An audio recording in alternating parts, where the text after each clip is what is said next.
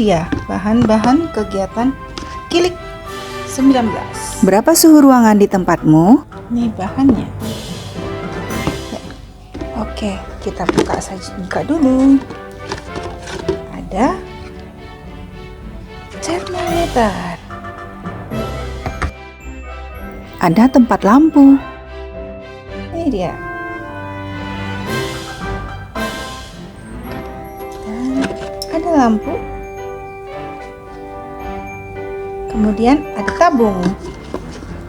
Ya, oke.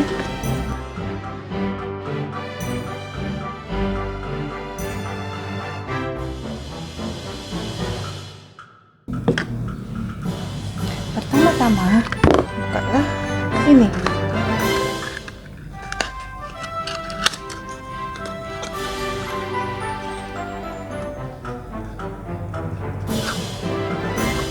Buka lampunya, warnanya biru. Oke, kemudian pasangkanlah dengan colokannya. Caranya seperti ini. Pelan-pelan dimasukkan. Pastikan tertutup dengan rapet ya, dengan pas. Nah, sudah tidak goyang-goyang lagi, berarti ini sudah benar. Pastikan juga tombolnya dalam keadaan mati. Ini posisi off. Kemudian coloklah Ke sumber listrik. Oke, kita tes apakah nyala atau tidak. Ini on, kemudian ini yang on. Kita tekan ya. Wih, nyala. Berarti lampunya nyala.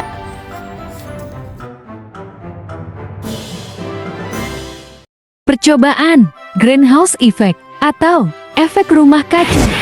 Ini tabung dari tabung plastik, nanti yang kita pakai sebagai rumah kacanya.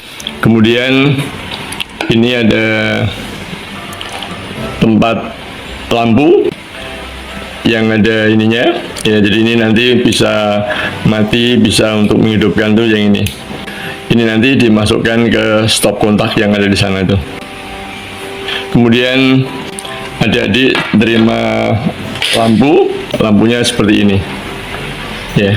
Nanti ada yang warnanya putih, ada yang dapat warna biru, sama aja apapun warnanya. Kemudian ada termometer. Jadi termometernya ini ya.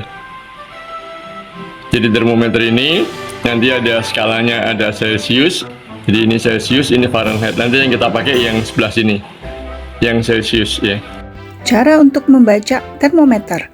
Pertama-tama, yang diperhatikan adalah yang tanda merah, yang ini. Kemudian, lihatlah angka yang di sebelah kiri. Nah, kira-kira angkanya berapa ya? Kita pasang dulu lampunya seperti ini ya.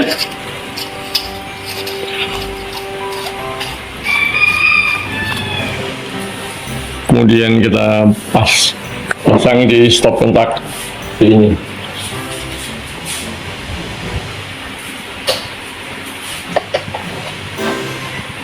Nanti ini yang kalau nyalakan begini, nanti dimatikan, dinyalakan, dimatikan. Ya, jadi kita mau masang termometer di dalam tabungnya. Jadi kalau kita lihat ini ya, lalu ini kita masukkan ya, sampai mentok. Tempelkan termometer ke tabungnya supaya tidak jatuh. Jadi setelah berdiri, lalu kita coba masukkan di sana. Jadi kita pasang di alat ini. Ini. Baiklah adik-adik, setelah kita pasang seperti ini, maka lampunya kita nyalakan.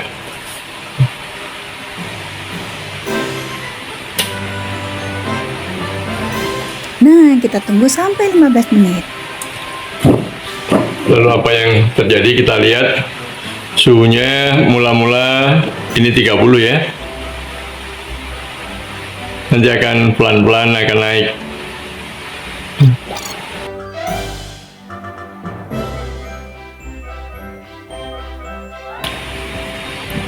Baiklah adik-adik, sekarang kita lihat setelah 15 menit ya. Suhunya baru 44 dan itu sudah lama konstan, artinya tetap. Dari 10 menit tadi sudah mulai tetap itu 44. Suhunya seperti itu.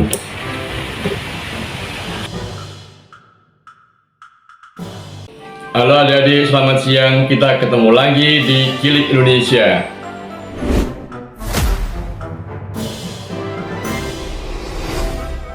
Hari ini Kak Junet mau menerangkan mengenai efek rumah kaca. Kenapa? Karena sekarang baru ngetren, yaitu bumi makin panas. Seperti apa sih sebetulnya efek rumah kaca? Digunakan oleh ilmuwan matematika fisika yang namanya Joseph Fourier di tahun 1824. Beliau adalah ahli matematik dan ahli fisika dalam bidang energi. Penerjemahan dari greenhouse effect, yaitu merupakan kemampuan atmosfer untuk mempertahankan suhu udara yang nyaman dalam perubahan yang sangat kecil. Unsur pembentuk efek rumah kaca adalah gas rumah kaca yang menahan panas keluar dari bumi. Adik-adik lihat gambar ini, itu adalah matahari, itu menyinari bumi. Ini bumi kita. Jadi sinarnya itu bisa nembus atmosfer sampai ke bumi. Lalu sebagian itu dipantulkan. Jadi sebagian dipantulkan, tapi juga ada yang dipantulkan langsung seperti ini. Jadi yang masuk ke bumi itu sebagian dipantulkan, sebagian diabsorpsi. Tapi yang dipantulkan oleh bumi itu nanti dipantulkan terus keluar lagi ke ruang angkasa, tapi juga ada yang dipantulkan ke bumi lagi. Jadi ini yang dikatakan efek rumah kaca. Yang dikatakan rumah kaca itu sebetulnya lapisan ini. Jadi lapisan ini itu lapisan yang cukup baik sebetulnya kalau tidak ada polusi. Karena adanya polusi gas di udara, sinar matahari yang melewati atmosfer bumi tadi tidak dapat dipantulkan secara sempurna keluar, sehingga menjadikan suhu bumi makin naik. Jadi kalau adik-adik pernah mendengar bumi makin panas, lalu apa sih yang terjadi kalau buminya makin panas? Maka cuacanya nggak bener. Jadi mestinya sudah musim hujan, masih musim kemarau, lalu di mana-mana banjir, lalu ada daerah yang terlalu panas. Nah, itu menjadikan bumi makin panas. Nah, jadi suhu bumi makin naik. Kalau kita lihat gambar ini matahari menyinari bumi, lalu sampai di bumi dipantulkan. Dalam memantulkan itu ada yang diteruskan, ada yang dipantulkan kembali. Ini kalau normalnya CO2. Tapi kalau yang tidak normal, yang dipantulkan, jadi setelah dipantulkan ini, tapi yang diteruskan itu sedikit, dia dipantulkan lagi ke bumi. Jadi akhirnya buminya makin panas. Itu yang dikatakan greenhouse effect yang tidak sempurna tadi. Jadi polusi udara itu bisa disebabkan karena cerobong yang seperti ini, kepadatan lalu lintas seperti ini. Ini pembakaran sampah. Lalu ini penggundulan hutan. Lalu gas yang dapat menimbulkan efek rumah kaca itu gas apa saja? Yang pertama itu adalah karbon dioksida yang kita kenal sebagai CO2, yaitu hasil pembakaran dari bahan bakar minyak dan bahan sejenisnya. Jadi kalau adik-adik pakai mobil yang pakai bensin atau premium, itu akan menghasilkan karbon dioksida yang kita kenal sebagai CO2. Yang kedua adalah belerang dioksida atau SO2. Di sini belerang dioksida ini mempunyai bau yang sangat menyengat. Ini dihasilkan dari pembakaran batu bara dan minyak bumi. Ini SO2, S-nya juga di tengah, O-nya ada 2 di pinggir sini. Kenapa bisa terjadi SO2? itu karena ada belerang yang dibakar. Itu pembakaran itu karena dicampur dengan oksigen menjadi SO2 ini. Ini nanti kalau lama-lama di atas, kalau hujan, ini yang bisa menyebabkan nanti hujan asam itu sebetulnya SO2 ini. Kemudian nitrogen oksida. Jadi nitrogen oksida itu nanti bisa menjadi senyawa NO, NO2 dan N2O. Ya, ini hasil reaksi antara nitrogen dan oksigen saat terjadi pembakaran di udara. Jadi kalau adik-adik bakar sampah itu mengandung nitrogen. Kemudian juga gas metan. Jadi gas metan ini hasil dari pembusukan tanaman dan hewan. Jadi kalau adik-adik membiarkan sampah itu akan keluar gas metan. Gas metan ini bisa dibakar, ya. Jadi kalau dibakar nanti kalau bagus menjadi CO2 dan api, ya. Jadi yang biasa untuk masak itu juga termasuk gas metan. Kemudian ada fluorokarbon, yaitu yang kita kenal sebagai CFC. Itu merupakan gas mesin pendingin. Jadi kalau adik-adik pernah melihat orang yang betulin kulkas atau betulkan AC, bawa tangki-tangki ini kan, isinya adalah dulu itu pakai fluorokarbon atau CFC. Sekarang nggak boleh ini karena ini beracun sekali dan ini yang menjadikan efek rumah kaca terlalu besar. Efek rumah kaca itu ada manfaatnya. Ada sebetulnya kalau untuk pertanian seperti ini. Kalau adik-adik pernah lihat, ini adalah rumah kaca kan? Rumah yang atasnya dari kaca gitu. Kalau kena sinar matahari, jadi matahari ini bersinar masuk ke dalam rumah kaca, dipantulkan oleh lantai atau oleh tanah di bawah, lalu dipantulkan keluar. Tapi jadi sebagian dipantulkan kembali. Dan ini akan merupakan efek rumah kaca tadi. Supaya kondisi atmosfer yang ada di dalam rumah ini, ya, jadi kalau untuk tanaman itu nyaman. Jadi kalau adik-adik pernah pergi ke perkebunan atau pertanian, itu ada rumah-rumahan yang seperti ini kan, kelihatan tuh dari jauh. Ini biasanya dari plastik, ya, karena kalau rumah kaca itu biasanya di laboratorium. Tapi kalau ini di sawah-sawah pertanian, lalu di dalamnya itu tanaman-tanaman seperti ini. Jadi tanaman-tanaman yang menghasilkan, ya, jadi ada bayam, ada tomat, ada macam-macam ini. Ini kalau menggunakan hidroponik. Jadi hidroponik itu yang tidak membutuhkan tanah, jadi dia menggunakan air sebagai medium. Jadi adik-adik sudah paham kan apa itu efek rumah kaca?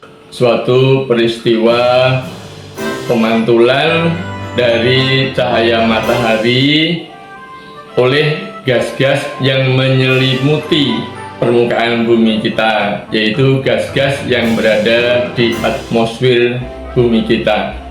Dan itu fungsinya adalah untuk menstabilkan suhu dari bumi. Efek rumah kaca itu sebetulnya banyak gunanya di dalam pertanian, tetapi efek rumah kaca yang terjadi sekarang ini menjadikan bumi makin panas karena adanya polusi. Baiklah adik-adik, sampai ketemu lagi. Oke, selamat siang. Ya adik-adik tadi melihat termometer, ada dua skala, yaitu skala Celcius dan Fahrenheit. Skala Celcius itu merupakan satuan temperatur dalam metrik, sedangkan Fahrenheit itu satuan temperatur dalam Inggris. Banyak negara yang menggunakan Celsius, dan Celsius juga akhirnya dipergunakan sebagai satuan internasional, sedangkan Fahrenheit itu dipergunakan untuk satuan temperatur di negara-negara yang pernah dijajah Inggris. Lalu bagaimana cara menghitungnya nanti, atau bagaimana mengkonversikannya? Tapi sebelum kita mengkonversikannya, kita akan melihat dulu untuk menentukan skala pada termometer Celsius dan Fahrenheit.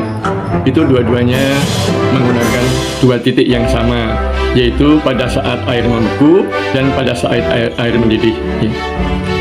Pada saat air membeku, Celsius menunjukkan angka 0, Fahrenheit menunjukkan angka 32. Sedangkan pada saat air mendidih, Celsius menunjukkan angka 100 dan Fahrenheit menunjukkan angka 212. Dari sini kita bisa melihat beda skala dari kedua termometer pada saat air membeku dan air mendidih. Untuk Celsius mempunyai beda skala 100, sedangkan untuk Fahrenheit mempunyai beda skala 180 yang dipergunakan untuk menghitung konversi dari temperatur. Jadi misalkan 30 derajat Celsius itu berapa Fahrenheit? Kita hitung. Kita bagi skala Fahrenheit dengan skala Celsius, lalu dikalikan dengan suhu Celsiusnya. Jadi 180 dibagi 100 dikalikan 30. Lalu hasilnya kita tambah dengan 32. Maka tadi 30 derajat Celsius itu sama dengan 86 derajat Fahrenheit. Lalu kalau kebalikannya bagaimana? Misalkan 104 derajat Fahrenheit itu sama dengan 100 per 180. Dikalikan 104 dikurangi 32. Jadi nanti nilainya sama dengan 40 derajat Celsius. Jadi 104 derajat Fahrenheit itu sama dengan 40 derajat Celsius.